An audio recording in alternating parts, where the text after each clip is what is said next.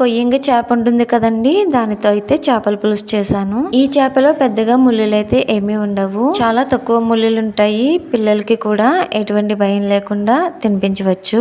కూర చూస్తుంటేనే అర్థమవుతుంది కదండి, చాలా బాగా కుదిరింది. ప్రాసెస్ లోకి వెళితే చేప ముక్కలలో పసుపు సాల్ట్ వేసి నీచు వాసన పోయే వరకు కూడా వాష్ చేశాను. ముక్కలలో వాటర్ లేకుండా చూసుకొని దీనిలోకి చిటికెడు పసుపు, ఉప్పు వేసుకోవాలండి. కూరలోకి సరిపడ్డ ఉప్పు వేసుకోవాలి, అలాగే కారం కూడా ఎక్కువే పడుతుంది. ఇలా ముక్కలన్నిటికీ పట్టేలాగా కలుపుకోవాలి. చేప ముక్కల బౌల్ ని పక్కన పెట్టేసుకొని ఒక కప్పు తీసుకుని పులుపుని బట్టి చింతపండు తీసుకోవాలి. ఒకసారి అయితే వాష్ చేసి నానబెట్టేసుకున్నాను. చేపల పులుసుకి చింతపండు పులుపు ఎక్కువ వేస్తేనే బాగుంటుంది. ఇప్పుడు 4 ఉల్లిపాయలను తీసుకుని ఇలా ముక్కలు చేసి పెట్టుకోవాలి. వీటిని మిక్సీ జార్ లోకి తీసుకుని మసాలా అయితే ప్రిపేర్ చేసేసుకోవాలి. ఇప్పుడు దీనిలోకి మసాలా కోసం 2 స్పూన్ల ధనియాలు, 1 స్పూన్ జీలకర్ర, కొన్ని వెల్లుల్లి రేఖలు, అలాగే టమాటో ముక్కలు వేయాలి. టమాటో ముక్కలు వేయడం వల్ల పులుసు చిక్కగా ఉండి బాగుంటుంది. వీటన్నిటిని కూడా మెత్తగా మిక్సీ పట్టుకోవాలి.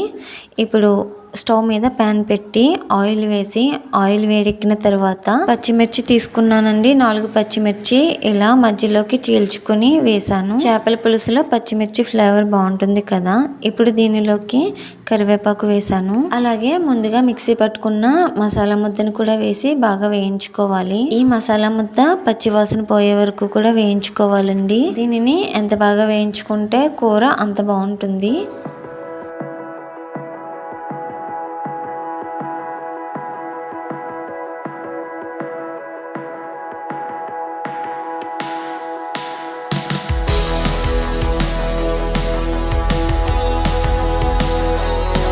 మసాలా ఇలా వేయించుకున్న తర్వాత చేప ముక్కల్ని వేసి ఒకసారి అయితే కలుపుకోవాలి.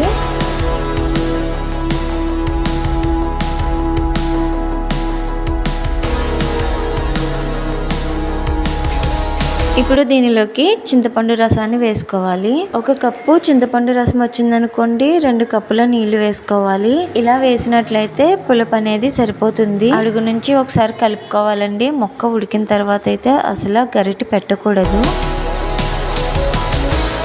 దీనిలోకి మనం వేసిన ఉప్పు కారం సరిపోలేదు అంటే పైన యాడ్ చేసుకోవచ్చండి.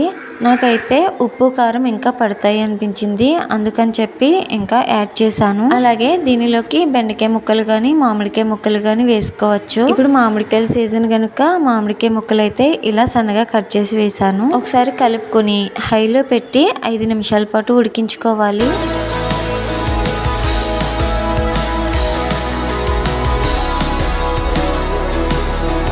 మూత ఇలా కొంచెం ఓపెన్ గా ఉండేలాగా పెట్టుకోవాలి. 5 నిమిషాల పాటు హైలో పెట్టుకుని ఉడికించుకున్న తర్వాత సిమ్ లో పెట్టి పులుసు చిక్కదనాన్ని బట్టి ఉడికించుకుంటే సరిపోతుంది. అంటే పులుసు అనేది పలుచగా కావాలా చిక్కగా కావాలా అనే దాన్ని బట్టి ఉంటుంది. ఇలా ఉడికిన తర్వాత క్లాత్ తో గిన్నె కదుపుకోవాలి, గరిటె పెట్టకూడదు.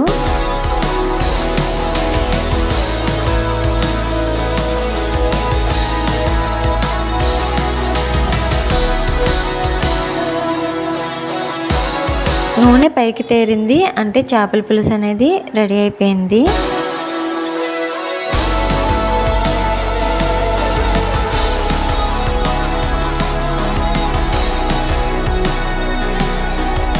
మామిడికాయ ముక్క కూడా బాగా ఉడికింది.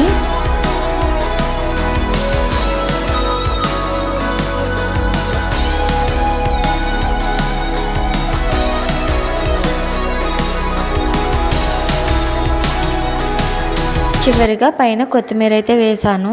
సగం వరకు కూడా చేపల కూర రుచి ఈ కొత్తిమీర వల్లే వస్తుందండి.